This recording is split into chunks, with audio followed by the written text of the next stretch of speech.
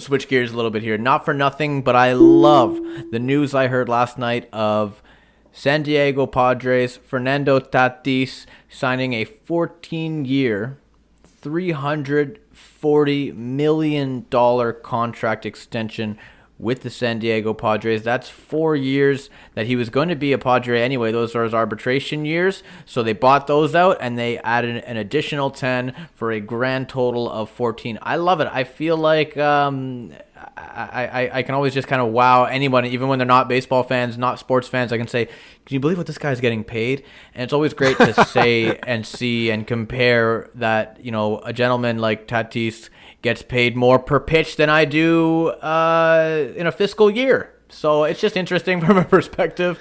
But what do you think about that, Josh? I think it's great. Okay, I just want to go back to that little bit about just sports and the fact that when they do the breakdowns of how many dollars per minute on court, how many dollars per pitch thrown, it just depresses me to a whole nother level. I realize they don't get paid like that, but I'm just oh my God. But that being said, I could not fall further on the spectrum from you, sir, and I mean that with the highest level of disrespect I could intend that to you. I do, because I think that these long deals basically are destroying smaller teams and their ability to pivot over time, right? So baseball already has an issue that without a cap, you have teams that can spend a lot, and then you have broke-ass teams that can't spend a lot. So when you have your middle teams, they really want to do everything they can to keep their stars, because they know if they don't, the Yankees, the Red Sox, they're waiting, they're ready, and they will pay you. The Dodgers have done it for the last several years, so they're locking these guys up to these contracts, and what happens when they don't work out is sometimes irreversible damage for a good amount of time. There's been a lot of examples. Tatis Jr. is solid. Don't get me wrong. He deserves a shit ton of cash. He's 22 years old, so he's young. He's going to be the future of that franchise. So I think they could have done worse. But we're also talking about paying a human being until they're 36.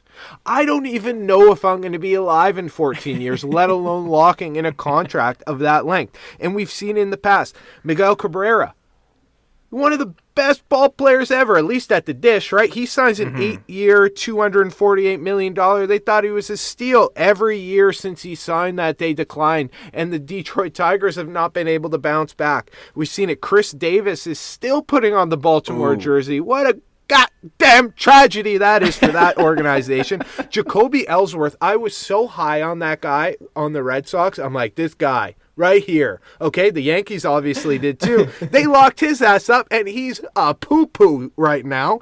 Prince Fielder is the epitome of just, this guy probably picked up my garbage this morning because he hasn't played baseball in forever.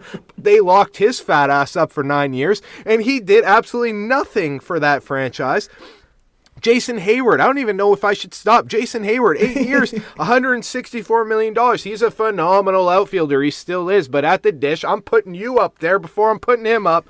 I am out of breath. I'm tired.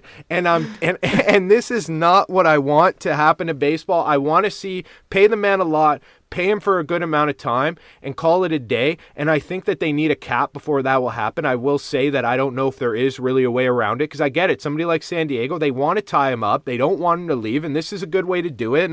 And I respect the game. But we know that once you hit that 30 mark in baseball, baseball is a sport of milliseconds, not seconds, not like hockey or basketball, or a little like basketball. You can take 20 shots. If 10 of them go in, you're still fucking really good. Baseball, that ball, you got no time. They show when you turn 30 that you lose that little bit, your career is fucking done. And then they're stuck with him for 6 more years.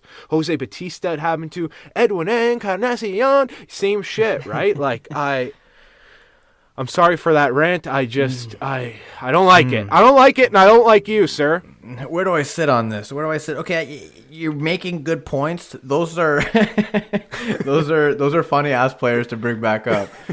But I just like the idea of those one team athletes. I miss those days, man, where you had your Derek Jeters and your captains, right? And guys that were just legends that stay on the same team. I don't really like the amount of movement. I don't think Mookie Betts should ever have left.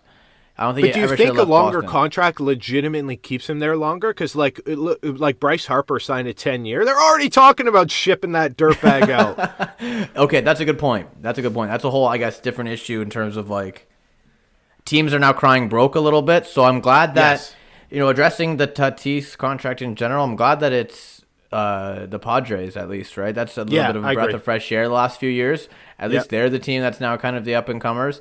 The Rockies, sort of similar recognizability and brand value to the Padres, right? They just shipped out. They just did the opposite, right? They just shipped out Arenado. Right. That's more of like a disgruntled star situation. But again, I think it's them.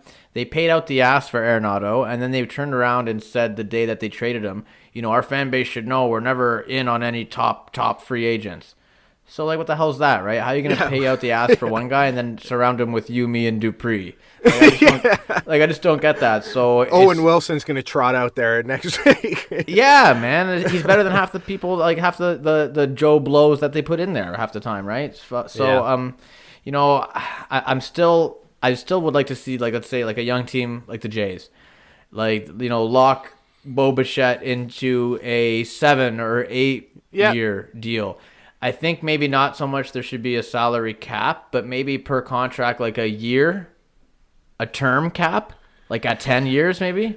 I mean, but here's the thing, though. It's like without I guess that might somewhat, help the situation. But it's like, I don't know about you, but for me, I don't think it's fair that a team like the Yankees can just spend to any level without any kind of restriction. I get it, though. It's kind of like, it's for, the capitalist way, right? Is like, if you have the money and you're in the money, you spend the money. If they can't, it's partially like baseball more than any sport. It's almost less what's happening on the field and more what your ownership is doing to make more money, to spend more money, to put better players out and potentially win.